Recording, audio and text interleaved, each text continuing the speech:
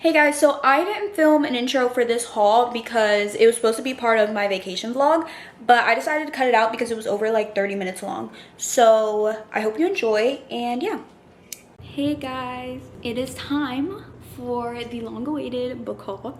It is absolutely freezing in this Airbnb. So yeah, that's why I'm cuddled up like this. But also, please ignore my hair. It looks really bad. I just took a nap and then finished reading The Bone Season. But I have two bags next to me of books for us to talk about. So I'm going to start with the books I got from the National African American History Museum. And so I got a big Smithsonian bag here for us. First, I'm going to show you guys the two journals that I got. They are gorgeous. I don't know who the artist is. O&M journals.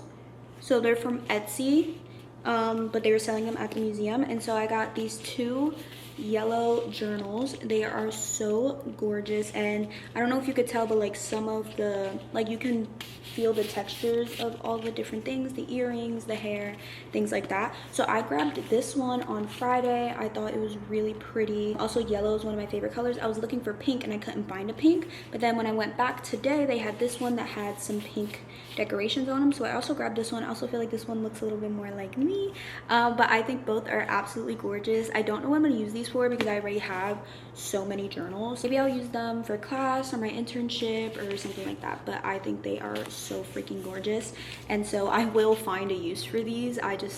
They're so beautiful.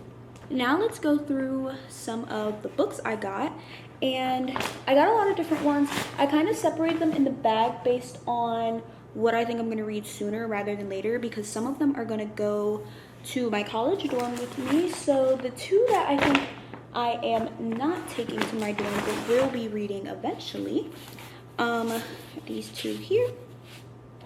So the first one is Beauty in the Blood by Charlotte Carter, and this follows three women and their stories that, you know, eventually intertwine. So you have Sarah, and Sarah is a lawyer. Yeah, she's a black lawyer. Yvonne she was a prison guard, now she works as a chef. And then you have Biddy, who comes into Yvonne's life asking for Yvonne's help to investigate her brother's death. And so that's kind of, you know, that's what's going on. Sarah gets pulled in somehow, probably during the investigation process. But it's just about, you know, these three women. I don't really have much else that I know about this. That's kind of all you really get from the synopsis. So it feels like you're almost going in a little blind, but not like too blind. You know what I mean? Like, you know who the characters are. All right, next I have We Are a Haunting by Tariq White.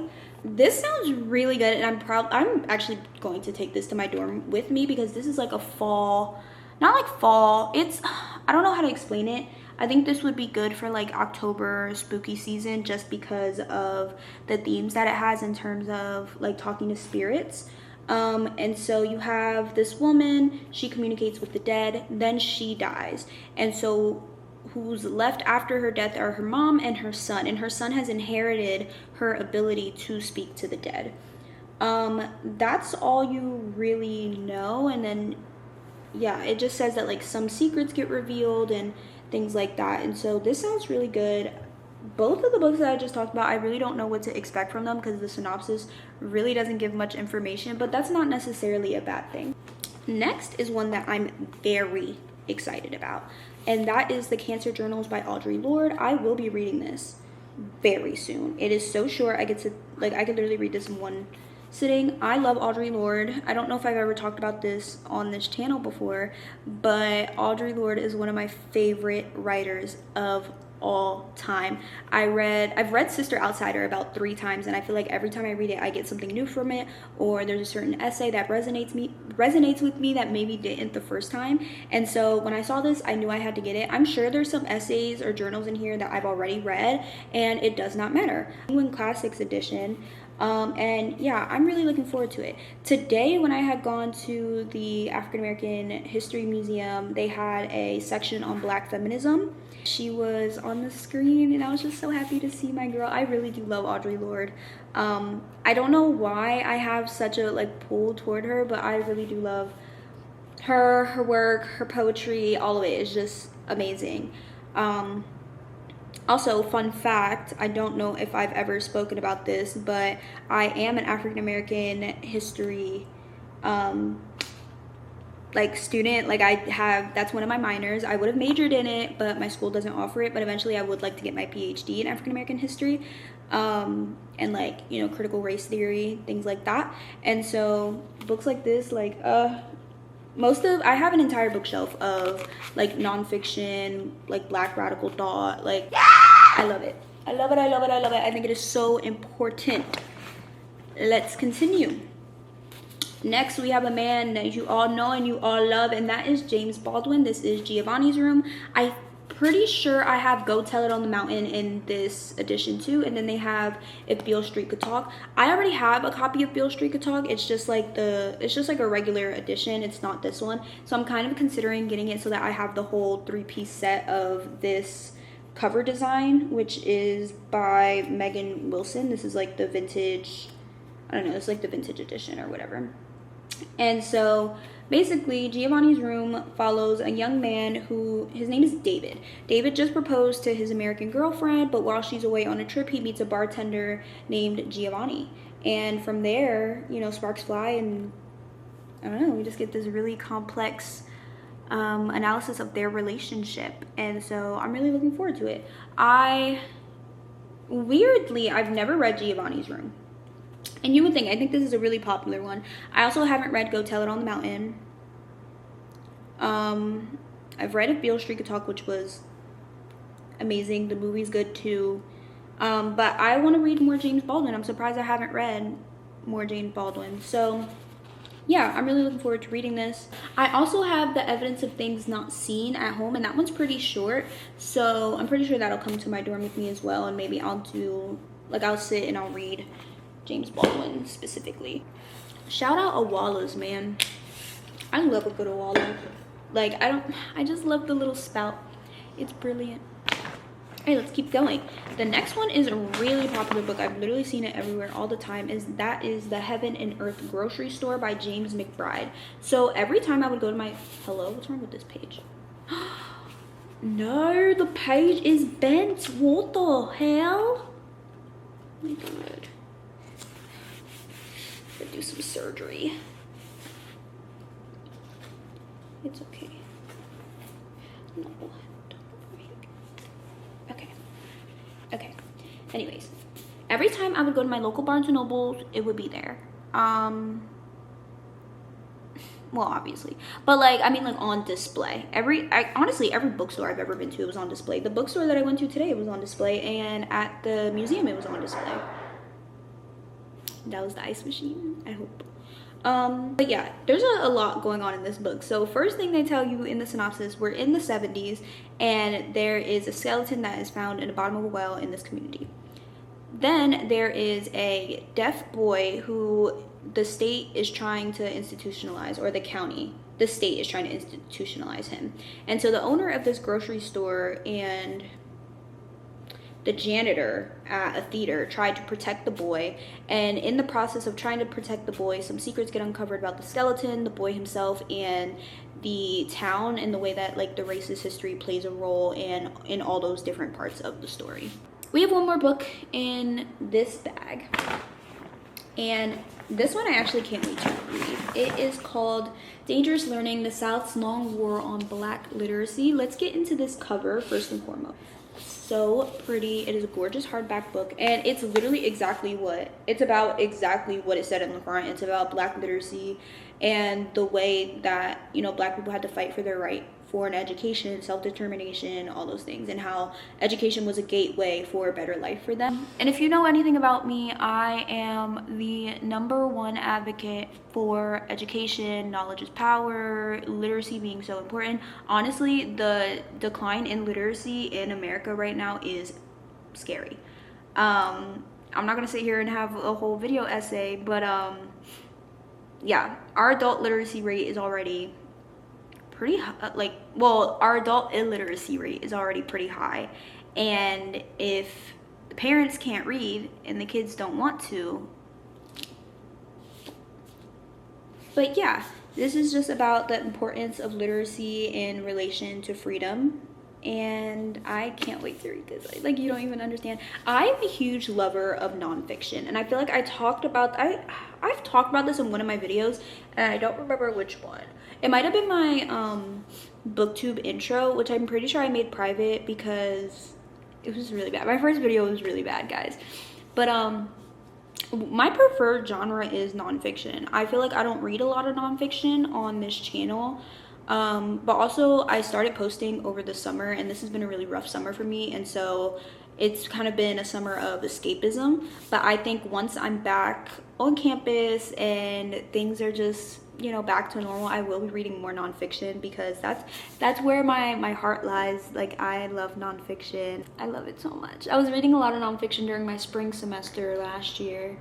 I just love it. I love a good memoir. I love a good audiobook. I love anything that has to do with, you know, Black history. I love it. Just give it to me. If it's a nonfiction, you can go ahead and just hand it to me. Today I went to Busboys and Poets, which is a restaurant. Apparently they have a couple of them in DC. I don't know.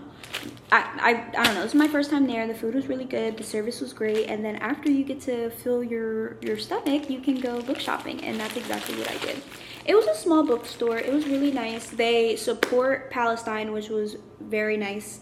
It made me want to throw money at them even more. So yeah, let's go through what I got. First of all, on my way out, I grabbed a bookmark from them. Oh yeah, they have a ton of locations in DC. Anyways, this says feed your mind, body, and soul. Love it. I love it. I love when people understand the importance of reading and literacy and how that builds empathy. You know how people say, like, most people that have a college education end up being more liberal or left leaning? Yeah.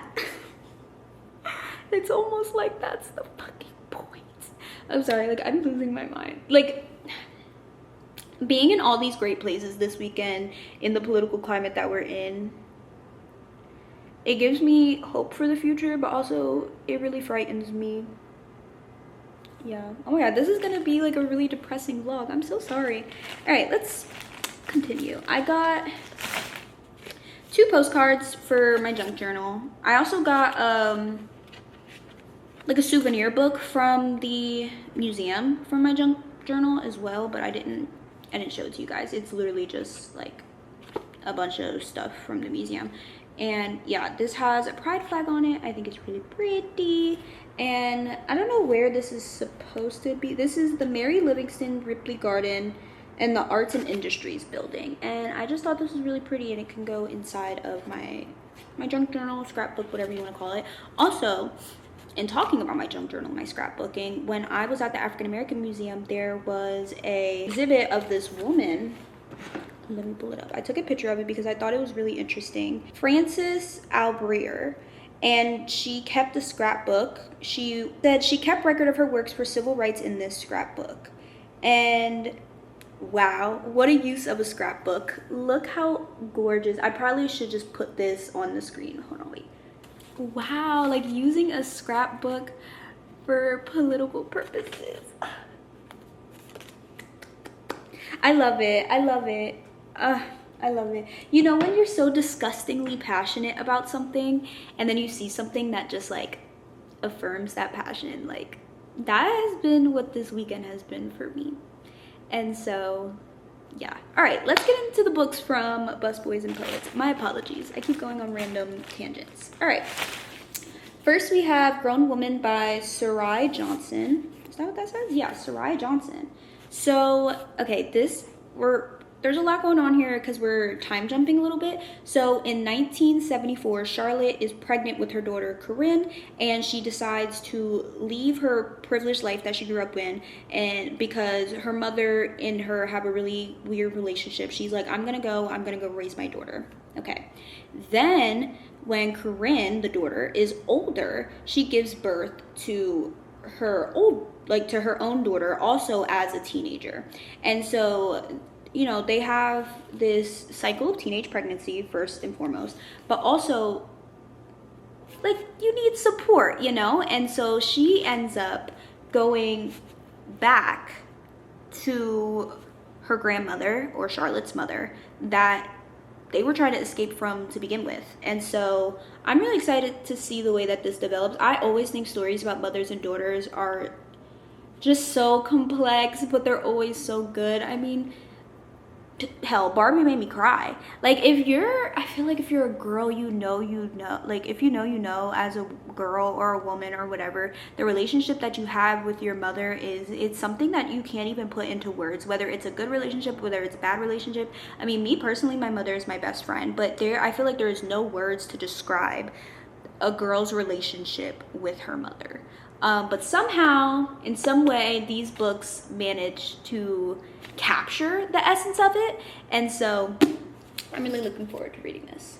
Next, I have One of Our Kind by Nicola Yoon. Now, I'm used to Nicola Yoon writing romance, if I'm not mistaken. So when I saw this and then I saw her name on it, I was like, whoa. Basically, Jasmine and King move their family to what's supposed to be a black utopia. When they get there, it's a little different than they expected because they have a bunch of statues of political leaders like Malcolm X, Martin Luther King Jr., what else? W.E.B. Du Bois.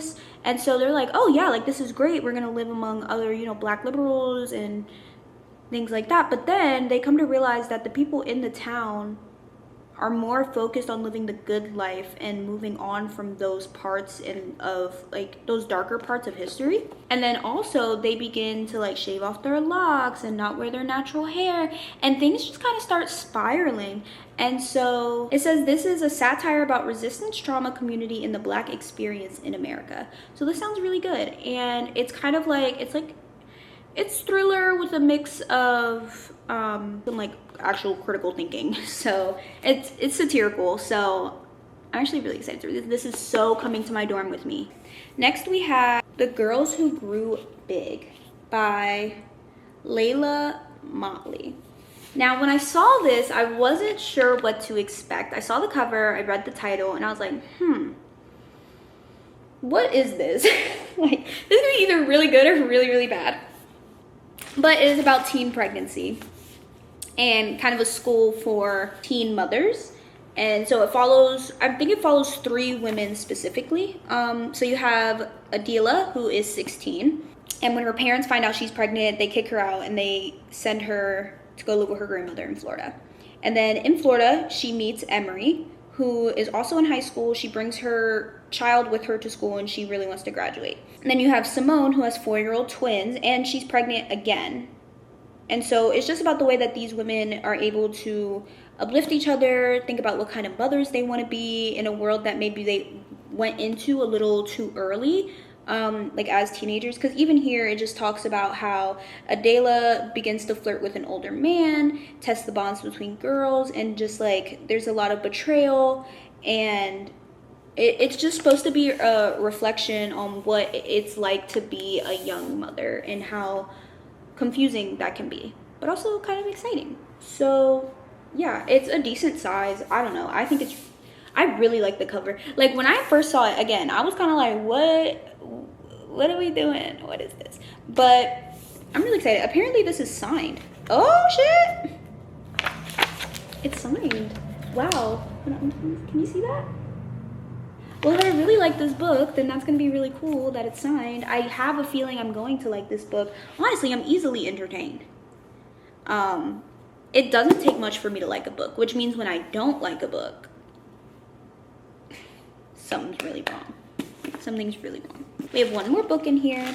I am so excited to read this. This is called Gather Me, a memoir in praise of the books that saved me by Glory Edom. And she is the creator of Well Read Black Girl, which is a book club for well-read black women, but also it's also a book, and it's a collection of stories from authors that had experiences with literature that they saw themselves in, and that's what led them to become writers and write whatever genre that they're in for other black girls to be able to see themselves in literature. And so this one, instead of it being a collection of different authors, this is just her personal experience with different books and literature throughout her life that has inspired her.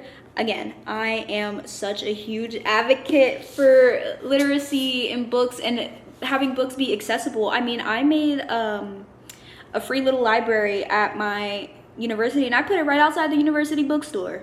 Don't go in there and spend your money. Right here. Take a book, leave a book. And I donate a lot of books all the time to it because my TBR is so big that I have no choice but to donate books. And a lot of them happen to be books like this. A lot of them are also fantasy. Sometimes I put middle grade, YA, because not everyone is on the same reading level. Even though we're at a university, that does not matter. And so yeah, I'm a huge advocate for reading. I think everybody should read. I think everybody would love reading if they had access to it, number one, and also found something that works for them. I mean, there are people, let's say you're really into sports, there are books about sports. Let's say you're really into cooking, there are books about cooking, and it just really can inspire you. But then also reading about other people's experiences, other than being inspiring, it builds empathy. Like literally when you're reading, your brain cannot tell the difference between like you going through that thing. And so when you're reading and you're understanding somebody else's experience and you're being able to kind of walk in their shoes, but not literally, it makes you more sensitive to what other people are going through, even when your head is not in a book. Do you see how happy I am talking about books? I love it. I love talking about books. This is like, I love it. I love it. I love it. I love it. And I know I'm gonna end up being a lawyer, but if there's one thing I could do for the rest of my life, it would be to encourage people to read. So yeah, this is signed. Whoa, I did not realize this was signed when I grabbed it. Hold on. This is signed. That's really cool because I already really like this author. When I read Well Read Black Girl, I read it in audiobook format, which also made it such an amazing experience for me. And in the prologue, she literally asks, she was like, when was the first time you saw yourself accurately represented in literature? And for me, the answer to that question was 16. And for some people, they still don't have an answer to that question, which yeah, for me it was reading Olga Dies Dreaming by Xochitl Gonzalez. Also Clap When You Land. Oh, Clap When You Land by Elizabeth Acevedo. Okay, I'm lying. What did I do for, no.